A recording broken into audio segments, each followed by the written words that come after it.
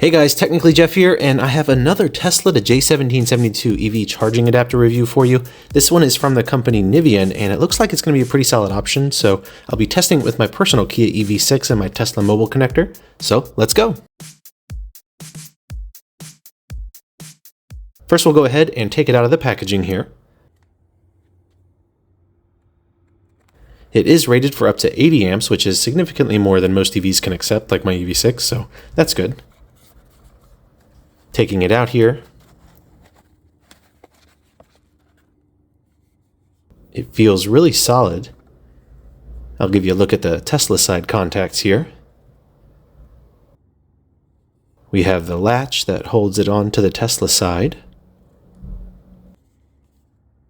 Then looking at the J1772 side here, everything looks good. And I really like the look and feel of this. Like I said, it feels really solid. It's very ergonomic in your hand. It's not as small as some of the mini adapters that are out there, but it's also not as big as some others. But it feels really good. I like the feel of this.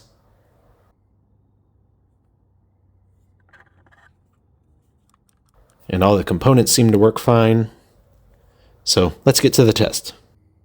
Quick overview of my process for these adapter reviews. I test using a 32 amp Tesla mobile connector, which gives me about 7.5 kilowatts, and I charge for about an hour to verify there's no overheating issues, which I honestly haven't seen on any of the ones I've tested yet.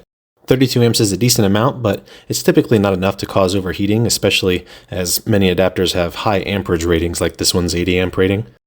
Personally, I don't disassemble the adapters either. I don't want to break the seals or damage them because I honestly like to give away items that I review in the future.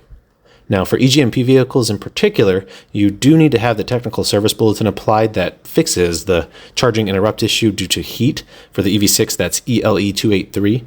If you don't have that completed, for most adapters, you are going to need to do a specific procedure to get it to start charging, either plugging in and then starting the car and then turning the car back off, or starting the charging in your app after you plug it in.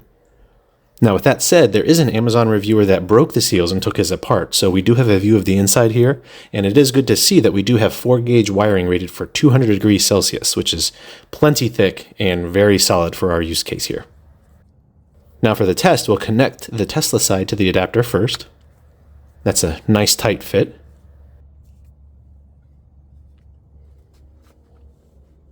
Then we'll go ahead and plug it in the car.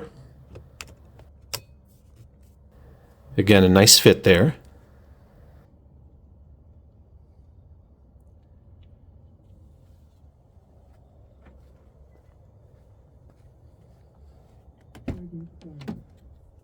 And charging did start. And we're showing about 7.5 kilowatts as expected. So it's working well, and it looks like it'll be another solid option for the EV6 and other EVs out there. And again, I do like the look of this adapter. It flows well and feels very well made.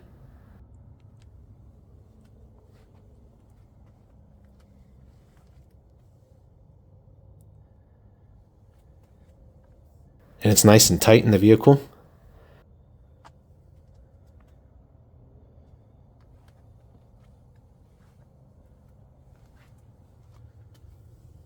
And it looks good. Now, while this doesn't work with Tesla superchargers, there aren't currently any available that do, it does work with level 2 Tesla chargers like destination chargers you find at hotels and shopping centers, parking garages, as well as home chargers. It also does have an IP65 rating, so it's good for indoor or outdoor use, and it's made of a flame retardant material, which is obviously good. It is $100 on Amazon before their 10% off coupon. After the coupon, it's $90. And while that isn't the cheapest out there, it's about average, and it's not as expensive as, say, the Electron one, for example. And like I said, it does seem like a solid option for our vehicles. It works well, looks good, and it feels well made. So anyway, let me know if you guys have any questions on this. Be sure to subscribe for more videos. Thanks for watching, and I will see you in the next one.